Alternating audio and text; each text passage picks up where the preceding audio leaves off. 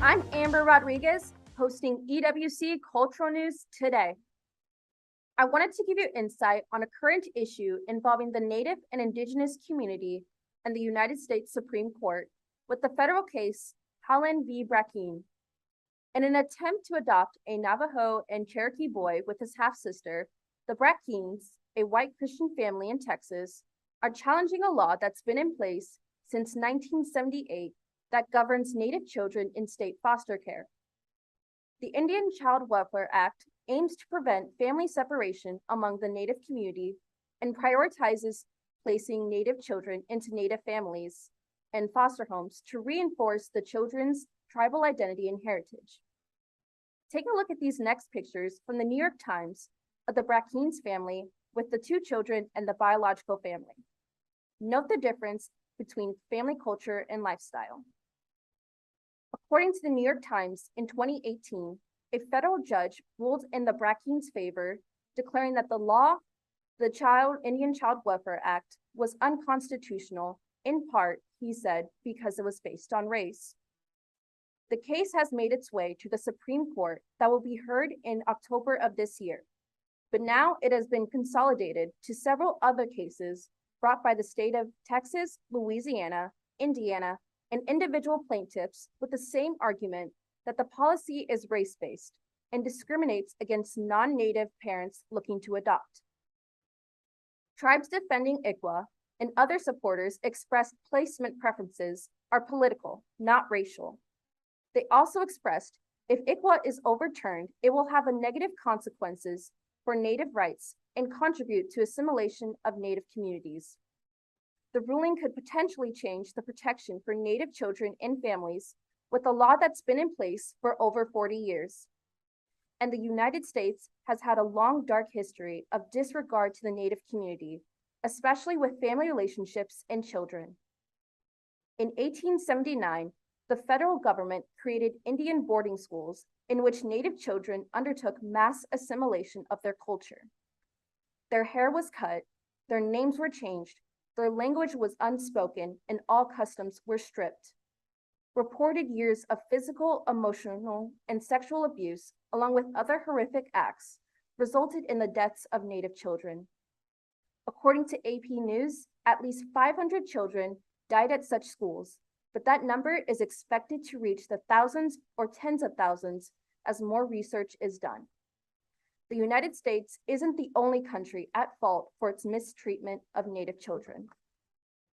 AP News also reported that more than 150,000 Native children in Canada were forced to attend government-funded Christian schools from the 19th century until the 1970s in an effort to isolate them from the influence of their homes and culture. The aim was to Christianize and assimilate them into mainstream society, which previous Canadian governments considered superior. According to the National Native American Boarding School Healing Coalition, after decades of abuse, on July 25th of this year, Pope Francis made an apology statement to the public about the Indian boarding schools. Pope Francis stated, "I myself wish to reaffirm this with shame and unambiguously. I humbly beg for forgiveness for the evil committed by so many Christians against the indigenous peoples. The Indian boarding schools are just one example of traumatic events in history to the Native indigenous community by white Christian beliefs.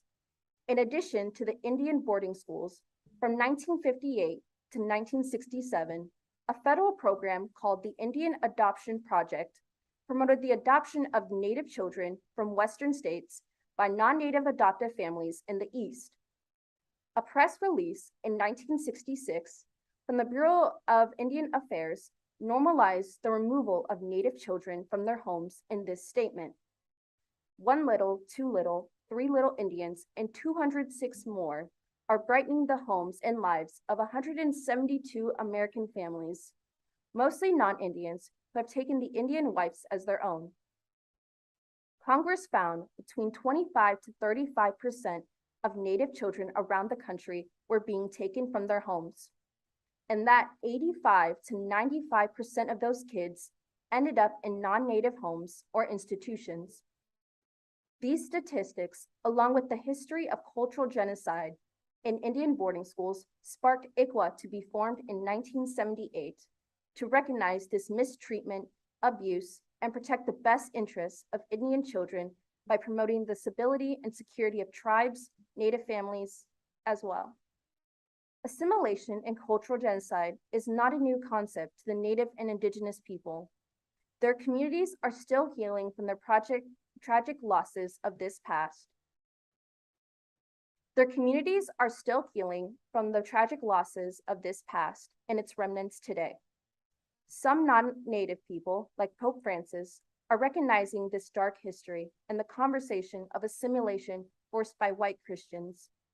To put this cultural genocide into a deeper message, Sandy Whitehawk, a Sikangu Lakota adoptee from the Rosebud Reservation in South Dakota, stressed the importance of Native identity from her experience of cultural rejection growing up. In this quote graphic posted by Protect ICWA, she stated, "When we grow up in a white home, in a white community, that's all we see and know. We don't know anything about being Native, and most white people don't know anything about who we are. You don't have your image mirrored back to you in any way. That's a distortion as you develop your identity." Sandy Whitehawk was 18 months when she was removed from her home and placed with white missionaries that was over 400 miles from her reservation. And now the white Christian family of the Brackeens are attempting to adopt 2 Native children. This is a current example and reflection of the years behind the purpose and goal of ICWA. The decades behind this long fight of this law to protect Native children and families is in the fate of the Supreme Court this fall. I'm Amber Rodriguez, your host for EWC Cultural News Today, and this is the Indian Child Welfare Act. You've been listening to EWC Cultural News Today, hosted by Amber Rodriguez. If you'd like to make suggestions, email us at ewcfacts@gmail.com. That's ewcfacts@gmail.com. This has been an EWC Communication production.